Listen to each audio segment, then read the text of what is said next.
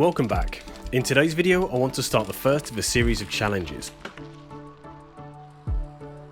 I want to see which of my bikes performs the best in different situations. By now you should be well acquainted with my Voodoo Bizango, the entry-level hardtail, but last week on the channel I introduced you to the newest addition to the Bike & Beyond fleet, my Cube Stereo 150.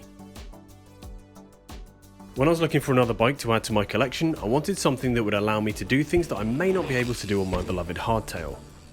I wanted a bike that's more capable on harder downhill single track, however I didn't want to compromise the bike's ability to ride normal trails and its ability to climb.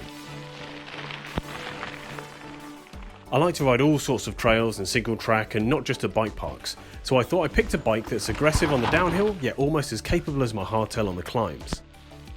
Now that I have my new bike, did I make the right choice? So, what better way to see how the new bike climbs than to test it against my hardtail in this week's challenge, an uphill race. My plan is to ride the bikes down to the bottom of my local trail centre, here.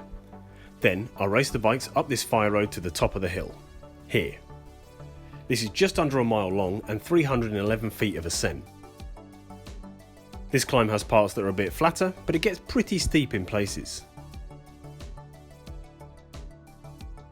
To test the climbing ability of these two bikes, I'll be looking at three things.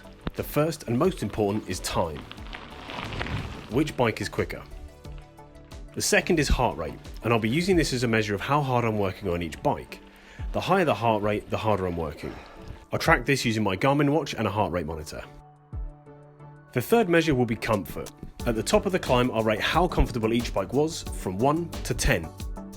Of course, this is not the most scientific of tests, but it doesn't need to be. All I want to know is how does my riding stack up on my new bike compared to my old one. Simple. So that's the course, now to the bikes. Both bikes are 29ers and both will be ridden by me. Apart from that, they are completely different in nearly every way. The biggest difference is the fact that one is a full suspension and one is a hardtail. Some other factors are the Cube's tyres have much better grip, but the Bizangos are designed to be faster. The Cube has a 1x12 speed drivetrain, the Bizango has a 1x10. So the Cube has easier gears, but this might make it slower. So, the takeaway message, these two bikes are on completely different ends of the bike spectrum, and it's anyone's game. So that's the plan. But first I need to get the bikes to the start line at the bottom of the hill.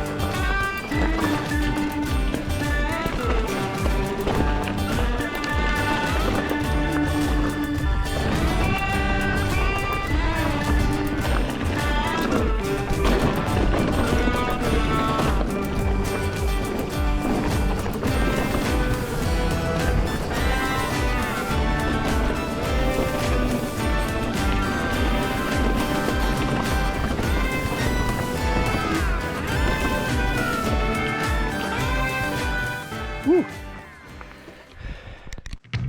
At the start line, I get the bikes ready to climb. Watch, check. Strava on, check. Seat posts, check. 3, 2, 1, and they're off. I was off to a quick start on both bikes, but I was trying to save most of my energy for the long climb ahead. The first straight has a slight incline, but it's one of the flatter parts of the course. This fire road heads back to the trail centre and gets steeper the higher you get. With fresh legs, this part poses no major worries. It's not long until the first corner, so I settled into a comfortable pace on both bikes. At around the minute and a half mark, I approached the first corner. On the split screen you can see that both bikes are pretty much neck and neck at this point, and I look to be pedalling at a similar pace on both bikes. Heading up the track, I tried to ride a similar line on each attempt. I did this just to be sure that both bikes are covering a relatively similar distance. I wanted the test to be as fair as possible. Where there was a group sat in the middle of the path, I took a wide line around to avoid them. I also did the same on the other run. to not give one bike an unfair advantage and a shorter line. Rounding the next corner is where the gradient starts to steepen and the legs start to burn. Oh, digging deep. Come on. Oh, this is where it gets really steep. Come on. Dig deep. Come on. Use those gears.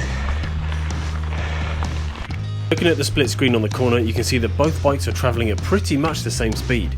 This is going to be a close race. Which one's your money on? Will the better quality components and larger range of gears give the Cube the edge on the Voodoo? Or is the design of the hardtail much stronger against the more gravity-oriented enduro bike? At this point, things were getting tough. Riding uphill is hard, for most people anyway.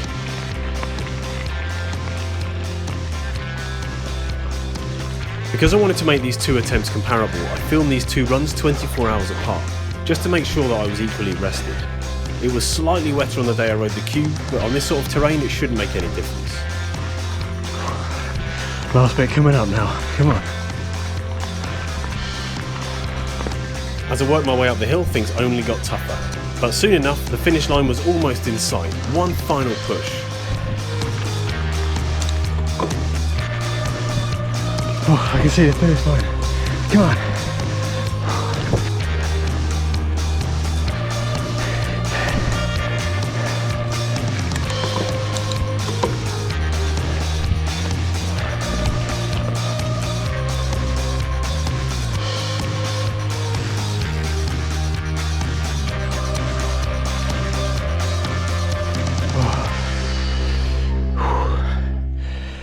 Oh, that was tough.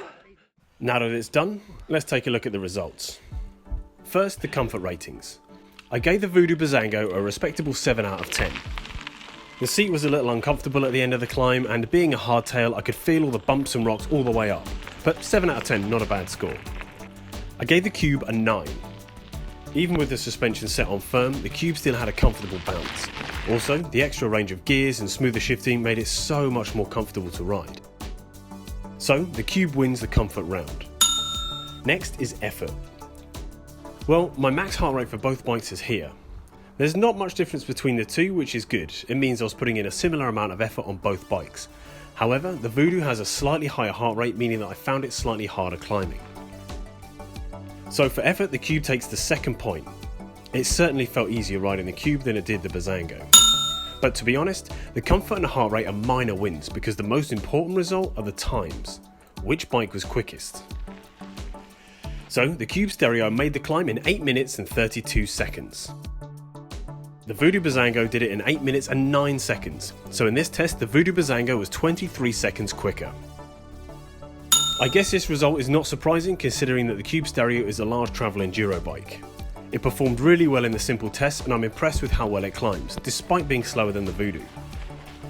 These results put me at ease for taking the Cube on longer days riding, knowing that it has a good climbing ability. It was really fun testing these bikes against each other and I plan to make a few more videos like this for a couple of good reasons. Firstly, to see how my enduro bike differs from my hardtail. In some situations the difference should be obvious, but how do they do riding, say, a blue trail at a UK trail centre compared to an enduro trail? For the average rider, is the Cube Stereo too much bike for some of these situations? Or in others, is the Voodoo Bizango just not enough? That's the first thing I want to know. Secondly, I want to see by how much they differ. You've probably heard the saying that it's not the bike, it's the rider. I want to see how true this is. How much is down to the bike and how much is down to me, the rider. So I'm looking forward to both of these bikes being a regular feature on the channel. If that sounds good to you, then let me know by hitting the like and subscribe buttons, and tune in next week for some more bike related content. Don't do anything I wouldn't do. Thanks for watching, and I'll see you next time.